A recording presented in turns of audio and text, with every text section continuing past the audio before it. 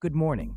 Breaking overnight, Israel launches unprecedented strike on Qatar as regional tensions explode. I'm Remo, and this is the Daily Signal for September 19th, 2025. Stay tuned for the rest of the stories. Unfiltered. Now, Here are the other top stories for September 19th, 2025. Story 1. U.S. vetoes UN ceasefire resolution. Gaza conflict escalates further. Story 2. UK's Starmer prepares historic Palestinian state recognition before UN summit. Story 3. Over 250,000 people flee Gaza City in just 1 month.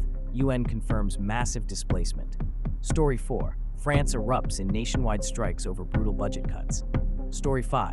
Machu Picchu faces losing wonder of the world status. Peru scrambles to save icon. Story 6. France's Macron announces Iran sanctions will be reimposed immediately. Story 7. Bernie Sanders drops bombshell, calls Gaza war genocide for first time. Story 8. Senior Hamas leader emerges alive after surviving Israeli-Qatar strike. Story 9. Poland sounds alarm over mysterious drone swarms from Belarus border. Now let's dive into each story. Here's what happened. Israel launched a military strike on Qatar, marking an unprecedented escalation that's reshaping Middle East alliances overnight.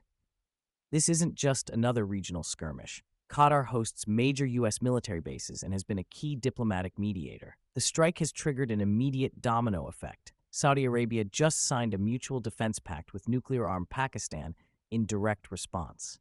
Think about this. Pakistan has 170 nuclear warheads, and they're now formally allied with Saudi Arabia against potential Israeli aggression. The timing is critical. This comes as the UN General Assembly convenes, with world leaders scrambling to prevent a wider regional war. Qatar serves as a neutral ground for Hamas negotiations and hosts billions in international investments. Why this matters to you? Oil prices are already spiking, and this could disrupt global energy markets for months. The US finds itself in an impossible position, defending Israel while protecting its strategic Qatar base. This strike directly impacts our next story. The United States just vetoed a UN Security Council resolution demanding an immediate Gaza ceasefire and hostage release. This marks the fourth U.S. veto since the conflict began, but the first since Israel's Qatar strike. Here's the shocking detail. The resolution had unprecedented support, including from traditional U.S. allies. France, Germany, and the UK all backed the ceasefire demand. The US stood virtually alone in opposition. The veto comes as humanitarian conditions reach breaking points. UN figures show over 250,000 people fled Gaza City in the past month alone. That's equivalent to evacuating an entire major city. Refugee camps are beyond capacity, with families sleeping in streets. The real story here: America's diplomatic isolation is growing. Even Israel's supporters are questioning whether the military response has gone too far. This veto could damage U.S. credibility for years. Speaking of shifting diplomatic positions, UK Prime Minister Keir Starmer is preparing to officially recognize Palestine as a sovereign state before next week's UN summit. This represents a massive policy shift that will isolate the United States further. The timing is devastating for Israel. Britain's recognition comes just days after the Qatar strike and U.S. veto. Starmer is essentially abandoning decades of US-UK coordination on Middle East policy. Here's what's really happening. European leaders are breaking ranks with American foreign policy at unprecedented levels. Norway, Ireland, and Spain already recognized Palestine this year. If Britain follows, it creates unstoppable momentum for Palestinian statehood. This means concrete changes. Palestine could gain full UN membership, access international courts, and formally challenge Israeli settlements. The two-state solution suddenly becomes legally enforceable. Meanwhile, the humanitarian crisis deepens. UN data confirms over 250,000 people have been displaced from Gaza City in just the past month, the largest single-month displacement since the conflict began. That's 1 in 4 Gaza City residents forced to flee their homes in 30 days. The numbers are staggering. Refugee camps now hold triple their intended capacity. Families are living in school buildings, makeshift shelters, even on beaches. Medical facilities are overwhelmed with children suffering from malnutrition and trauma. Here's the detail that will surprise you. Most displacement is happening from areas Israel previously declared safe zones. Residents say they've been forced to move 4 or 5 times, carrying only what they can hold. This connects directly to growing international pressure for intervention. When 250,000 people flee in a month, it becomes impossible to ignore. The crisis extends beyond the Middle East.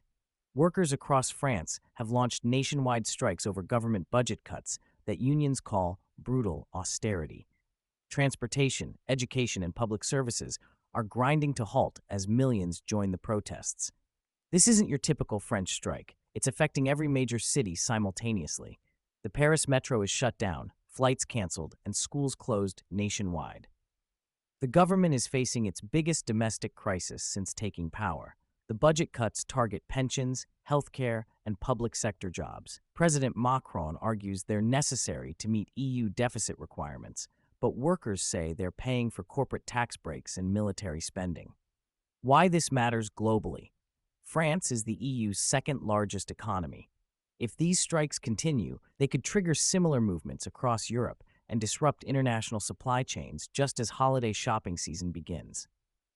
From modern protests to ancient preservation, Peru's iconic Machu Picchu faces losing its status as one of the new 7 wonders of the world due to over-tourism and inadequate conservation. The New 7 Wonders Foundation issued this ultimatum after landslides damaged key structures. Here's the shocking reality. Machu Picchu receives 6,000 visitors daily during peak season, but UNESCO recommends maximum 2,500. The ancient stone structures are literally crumbling under tourist footsteps and climate change impacts. Social conflicts have erupted around the site, with local communities demanding tourism revenue shares while protesters block access roads. The situation has become so volatile that international tour operators are canceling bookings. The deadline is real. Peru has 6 months to implement emergency conservation measures or risk losing the wonder designation that brings 1.5 million annual visitors and billions in tourism revenue. Back to international tensions. French President Emmanuel Macron announced that international sanctions on Iran will be reimposed immediately, citing Iran's nuclear program acceleration and regional destabilization. This reverses years of diplomatic engagement efforts. The key detail: France is acting unilaterally, without waiting for US or EU consensus. Macron is essentially declaring that Iran diplomacy has failed completely. Intelligence sources suggest Iran has significantly advanced its nuclear enrichment capabilities while providing weapons to Hamas, Hezbollah, and other regional groups. The sanctions target oil exports, banking, and technology transfers. This means immediate economic impacts. Oil markets are already nervous about supply disruptions, and European energy costs could spike again just as winter approaches. The political shockwaves reach Washington. Senator Bernie Sanders publicly called Israel's war in Gaza genocide for the first time, a bombshell statement that splits the Democratic Party just months before crucial elections. Sanders chose his words carefully, saying, "What we are seeing is genocide, and we must have the courage to say that." This breaks a major political taboo in American politics. The statement immediately triggered fierce backlash from pro-Israel groups and some Democratic colleagues, while progressive activists cheered the moral clarity. Sanders' influence with young voters makes this declaration particularly significant for Democratic electoral prospects. This represents the furthest any major U.S. political figure has gone in criticizing Israel's conduct, potentially opening space for other politicians to take stronger positions. Meanwhile, Hamas leadership emerges. A senior Hamas official made his first public appearance since surviving an Israeli airstrike in Qatar, delivering a defiant message that the organization remains operational despite targeting of its leadership. The timing is calculated. Appearing just days after the Qatar strike sends a clear message that Hamas leadership survives and continues coordinating resistance efforts. Intelligence analysts say the official's survival suggests Israeli intelligence failed to locate all senior Hamas figures in Qatar, raising questions about the strike's effectiveness. His appearance included detailed knowledge of ongoing operations, proving command structure remains intact. This connects to broader strategic questions about whether eliminating individual leaders actually weakens organizations like Hamas or simply creates martyrs and replacement leadership.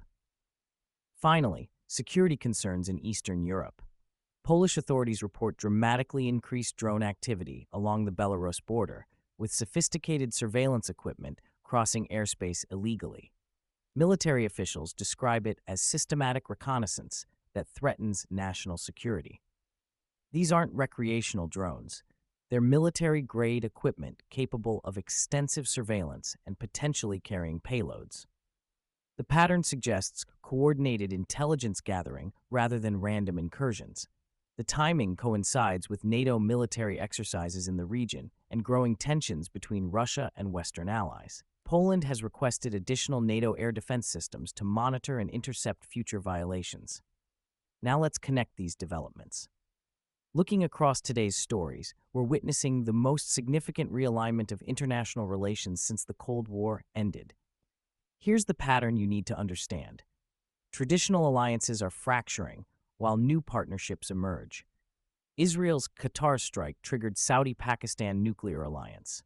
America's UN veto isolated it from European allies. Britain's Palestine recognition breaks decades of US-UK coordination. The Middle East is reshaping into two camps, those supporting Palestinian rights versus those backing Israeli security. But the surprising development is how this splits traditional Western unity. France, Britain, and Germany are choosing different paths from American policy. This affects your daily life in concrete ways.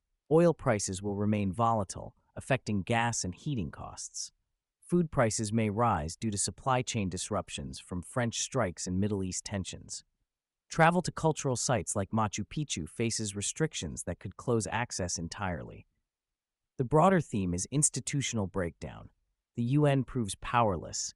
NATO allies disagree on fundamental issues, and even Wonder of the World designations face political pressure. Remember these three takeaways. First, regional conflicts now instantly become global crises due to interconnected economies and alliances. Second, traditional diplomatic channels are failing, forcing countries into unilateral actions. Third, cultural and environmental preservation compete directly with economic pressures and political conflicts. Tomorrow, watch for market reactions to today's developments and potential escalation in any of these hotspots. The UN General Assembly begins Monday, where many of these tensions will collide publicly. This is Remo with the Daily Signal. Stay informed, stay engaged, and we'll see you tomorrow morning with the latest developments on these critical stories. Unfiltered. Now.